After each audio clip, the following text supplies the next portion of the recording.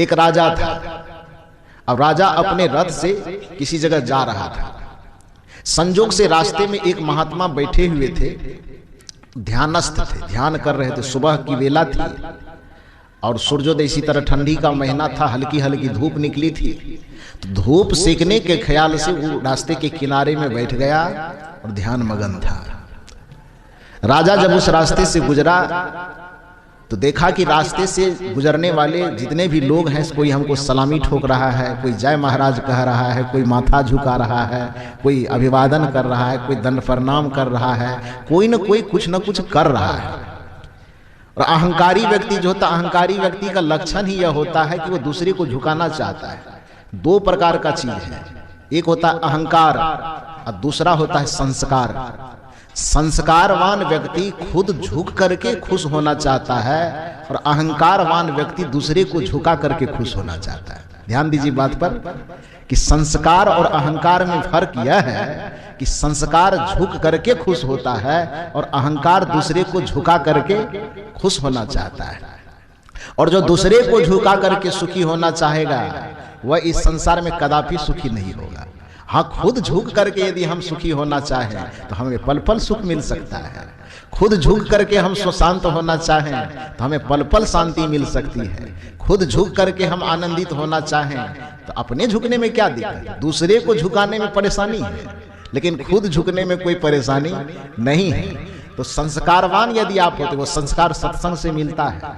सत्संग के अभाव में, ध्यान के अभाव में, भक्ति के अभाव में, ज्ञान के अभाव में अहंकार का विकास होता है। अब जब सत्संग और भक्ति का प्रादुर्भाव हमारे जीवन में होता है तो वहां अहंकार गलता है और संस्कार की अभिवृद्धि होती है। संस्कार झुक करके सुखी होना चाहता है और अहंकार दुनिया को झुका करके सुखी होना चाहता है। तो वो राजा था, राजसी भाव था। उस भाव में कोई सलामी करे तो उसको बड़ा गर्व हो कि वाह हमको नमस्कार करता है। कोई महाराज की जय हो करे तो उसको बड़ा गर्व होता था कि वाह हमने जीवन पाया है, मेरा जीवन धन्य हो गया। कोई नमस्कार करे, कोई दंड प्रणाम करे तो उसे बड़ा अच्छा लगता था। झुकाना पसंद था, लोग झुकते थे तो पसंद आएगा। पहली बार उसको रास्ते में एक महात्मा मिले, वो भी महात्मा जी यदि शायद आंख खुला रहता तो भी प्रणाम कर लेता, क्या दिक्कत है। महात्मा को प्रणाम करने में क्या लगता है, लेकिन कदाचित आंख खुली न थी, वो ध्यान में बैठे हुए। तो पहली बात तो कि राजा को देखा नहीं। लेकिन अभिमानी व्यक्ति दूसरे की परिस्थिति को देखना पसंद नहीं करता है। उसे लगता है कि चाहे परिस्थिति जो हो हमारी तूती बोलनी चाहिए। तो राजा उसके आंख बंद करने या न करने को न देखा। राजा को लगा कि इस आदमी ने मेरा अपमान कर दिया, इसको झुकना चाहिए मेरे पास, ये झुका क्यों नहीं, नमन करना चाहिए, इसने किया क्यों नहीं। वो रथ को खड़ा करवाया और अपने से चला गया महात्मा के पास। जो तलवार थी, तलवार की नोक से जरा सा महात्मा को हिलाया, इसे जल्दी आंख खोलिए, आपको पता नहीं है कि आपके राज का राजा इस रास्ते से निकला है। तो राज का राजा निकले तो सम्मान का मनुष्य होने के नाते इतना भी ज्ञान नहीं है कि बड़े आदमी के सामने सर झुकाना चाहिए। राजा किसी भी राज का भगवान होता है। हम आपके पास से निकले, हमारा सम्मान नहीं किया, तुमने मेरा अपमान किया, तो पहचानते नहीं हो कि हम कौन है। अभिमानी व्यक्ति का एक डायलॉग यह भी रहता है, जरा सा भी कुछ हो तिमतिमा करके इतना ही कहता, तुम हमको पहचानता नहीं है क्या, कहता है ना। ये भाषा समझ रहे हैं ना। कुछ भी होता है, किसी भी बात पर आवेश में आकर के यदि जरा सा मन के खिलाफ हुआ तो तुरंत उंगली सीधा करके, तुम हमको पहचानता है कि नहीं, कहा पहचानता है, नहीं पहचानता है तो बढ़िया से भेंट करवा दे, कहता है ना। तो उस राजा ने महात्मा से कहा कि तू हमको नमस्कार नहीं किया, प्रणाम नहीं किया, तू हमको पहचानता नहीं है। इस बात को जो महात्मा जी सुने तो आंख बंद किए कि ये मुस्कुराना शुरू कर दी। राजा ने कहा आंख बंद करके डिठबंगू की तरह क्या मुस्कुरा रहा है, आंख खोलो, पहले देखो तो मैं कौन खड़ा हूं सामने, मुझे पहचानो। महात्मा आंख खोल करके कहते हैं कि तुमको मैं क्या पहचानूंगा, तुमको मैं इतना पहचानता हूं जितना तुम खुद भी अपने आप को नहीं पहचानते हो। जितना मैं पहचानता हूं, यदि पहचान मैं तुम्हें बताने लगूं तो शायद तेरे होश उड़ जाएंगे। राजा को आश्चर्य, कैसा व्यक्ति है, कि बड़े बड़े महारथी हमारे सामने में डर से थरथराने लगते हैं, ये मुस्कुरा करके कह रहा है कि जितना तुम खुद को खुद नहीं पहचानते उससे ज्यादा हम पहचानते हैं। और अहंकार और फूला, उसको और आवेश आया, और आवेश में आकर के राजा ने कहा क्या पहचानते हो बताओ। महात्मा ने कहा कि अब जब बताने के लिए कह ही रहे हो तो सुनो, मैं तुमको कितना पहचानता हूं और क्या पहचानता हूं। तुम तो अभी बजान रहे हो कि मैं राजा हूं कि फलाना हूं कि चिल्लाना हूं। मैं तुमको उस समय से पहचानता हूं जिस समय तुम पिता के शरीर में 2 बूंद बीज के रूप में विद्यमान थे, उस समय से मैं तुम्हारा पता बताता हूं। सुनो बढ़िया से कान खोल करके। ये केवल राजा को नहीं सुनना है, आप भी सुनिए। उसकी जो पहचान है वही पहचान आपकी भी है, वही पहचान हमारी भी है। हम जो इस संसार का अभिमान करते हैं, संबंधों का अभिमान करते हैं, शरीर का अभिमान करते हैं, हमें अपने जीवन की कहानी सुना रहा है महात्मा राजा के माध्यम से। राजा ने कहा, महात्मा ने कहा कि तुम जो समझ रहे हो कि हम बहुत बड़े तिस्मार खान हैं, हम राजा हैं, राज के मालिक हैं, लोग हमको भगवान कह के नमस्कार करें। पहली बात तो कि मेरी आंखें खुली होती तो हम कर लेते, करने में क्या आपत्ति है। और दूसरी बात है कि आंखें बंद थी, ध्यान में था, यह भी तुमने नहीं देखा। अब बाकी रही किए न किए, इससे तुमको क्या घटना बढ़ना था। लेकिन जब पूछने ही आए हो कि हमको पहचानते नहीं हैं, तो मैं तुमको तुम्हारी पहचान बता रहा हूं। मैं तुमको उस समय से पहचानता हूं जिस समय तुम अपने पिता के शरीर में 2 बूंद वीर्य के रूप में विद्यमान थे। फिर तुम्हारे पिता से तुम्हारे मां की शादी हुई, तुम अपने पिता के शरीर से मां के शरीर में प्रवेश किए, गर्भ में गया, एक कीड़े के रूप में तुम्हारा अस्तित्व था। उस समय से हम तुमको पहचानते हैं, कीटाणु के रूप में, एक कीटाणु के रूप में तुम्हारा अस्तित्व था। उस समय से मैं तुमको पहचाना। अब तो तुम अपनी पहचान ही जानना चाहते तो सुनो बढ़िया से। एक कीटाणु के रूप में तुम्हारा अस्तित्व था। धीरे धीरे कुछ महीने पा करके एक मांस का लोथड़ा बना, तो छोटा सा, धीरे धीरे विकसित हुआ। विकसित होने के बाद 9 महीना तक अपने मां के पेट में, जैसे सजा पाने वाले आदमी को थाना में, पुलिस महोदय है पता होगा उनको, कि कोई गुनाह करता है तो गुनाह करने वाले आदमी को थाना में पैर से उल्टे लटका करके तब मार पीट करके पूछा जाता है ना। तो कहे पहले तो मां के पेट में, मां के गर्भ में मांस का छोटा सा लोथड़ा था। धीरे धीरे जब विकसित हुआ तो तुम्हारे पेड़ को उल्टे लटका दिया गया, मुंह को नीचा कर दिया गया। 9 महीना का सजा पा करके गर्भ से निकले हो, तुम इतने गुनाहगार हो, तुमको हम बढ़िया से पहचानते हैं। सुनो कि तुम कौन हो, तुम्हारी पहचान क्या है। और जहां सजा पा रहे थे, सजा पाने वाला जगह भी कैसा विचित्र था वह भी सुनो।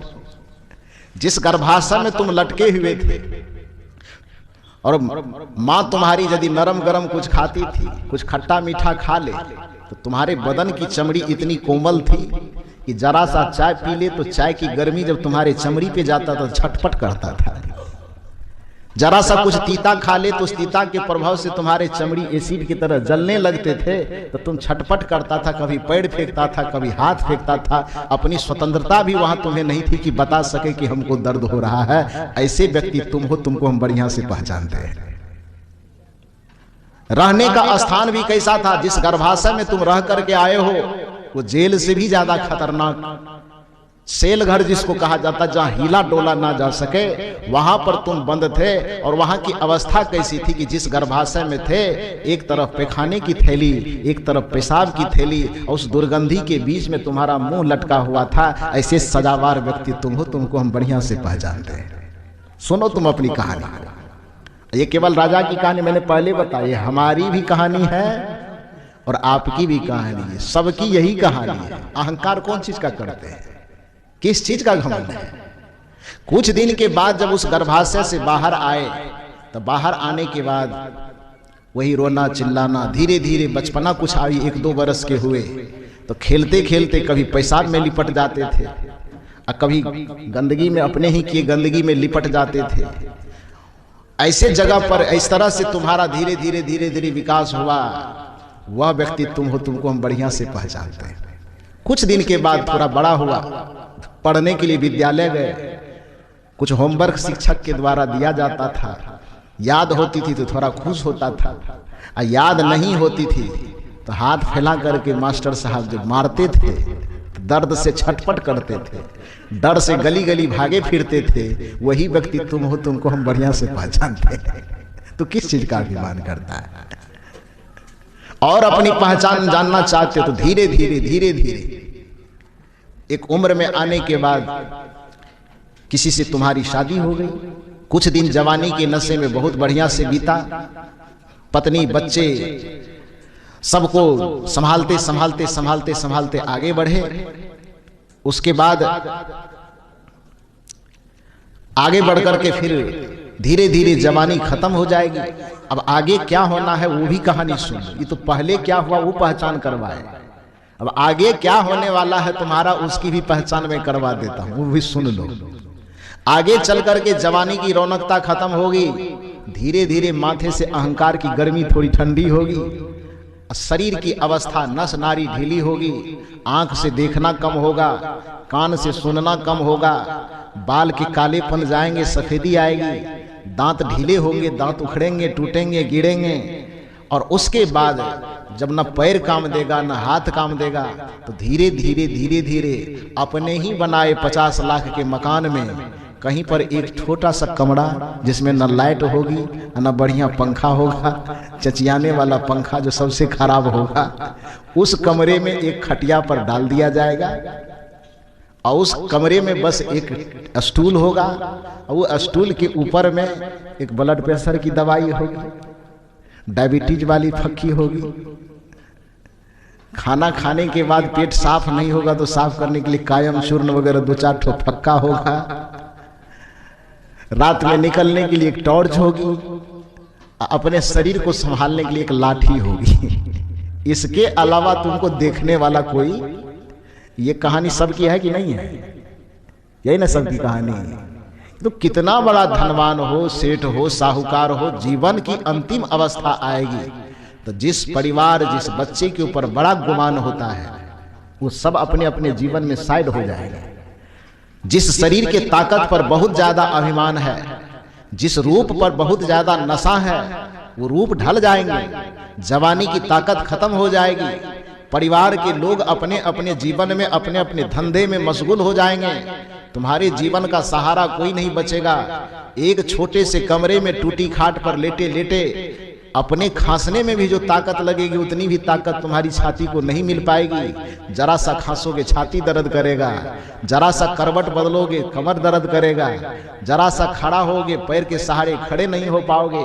तो एक छोटे से अंधेरे कमरे में एक टेबल पर 2-4 दवाई का पुड़िया तुम्हारा साथी होगा, एक लाठी तुम्हारा सहारा होगा। वही व्यक्ति तुम हो, तुमको हम बढ़िया से पहचानते हैं, तुम्हारी क्या औकात है, हम देख रहे हैं तुमको।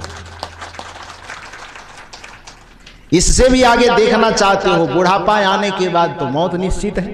तुम राजे हो कि महाराजे हो ये नहीं कहा जा सकता। मौत जब आएगी तो जिस अच्छे अच्छे कपड़े पर तुमको अभिमान हो रहा है वो सारे के सारे कपड़े उतार लिए जाएंगे और 75 टका वाला मीटर कफन लाएगा और सारे रंगीन कपड़े ब्रांडिंग कपड़े उतार करके फेंक दिए जाएंगे और कफन को शरीर से लपेट दिया जाएगा। 75,000 के चंदन के पलंग पर लेटे हुए उतार दिया जाएगा। अब बांस के बिना छले माठे चचड़ी फचड़ी बनाई जाएगी, उस पर लेटा दिया जाएगा और लेटा करके आखिर मूंज की डोरी से नगर के चोर की तरह कस कस करके परिवार वाले बांध देंगे। 4 आदमी कांधे पर उठाएंगे, श्मशान की तरफ ले जाएंगे, लकड़ी की चिता सजाई जाएगी, उस पर तुमको लेटाया जाएगा और सगे संबंधी मिल करके चारों तरफ से आग लगाएंगे और होली खेल लेंगे और घर आकर के बढ़िया से पूरी जिलेबी रसगुल्ला खा लेंगे और तुम 2 मिनट में धूल बन करके इधर उधर बिखर जाओगे। तुम्हारा यही अस्तित्व है, हम तुमको बढ़िया से पहचान। इससे ज्यादा तुम्हारी पहचान क्या है? माटी के पुतले तुझे कितना गुमान है, तेरी औकात क्या, तेरी औकात क्या, तेरी क्या शान है, माटी के पुतले तुझे कितना गुमान है। मिट्टी से बने हो, मिट्टी में मिलोगे, ये जीवन की आखिरी सच्चाई है। घमंड किस चीज का करते हो?